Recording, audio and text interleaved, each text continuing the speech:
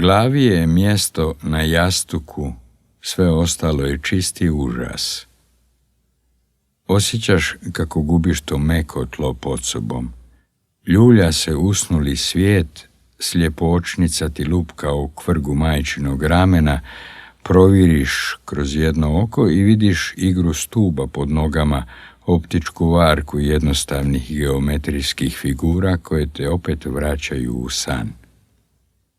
Budite iznenadni osjećaj mučnine u želucu.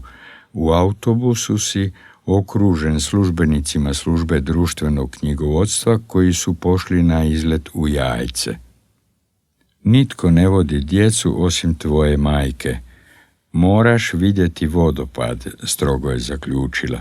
I džaba ti sad što utroba hrli van, u glavi mutna močvara koja se nikada neće izbistriti u vodopad. Debelo autobusno staklo pravilno lupka kroz svijest.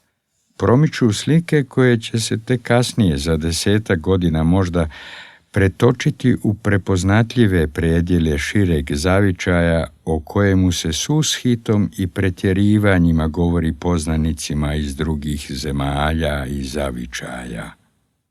Buk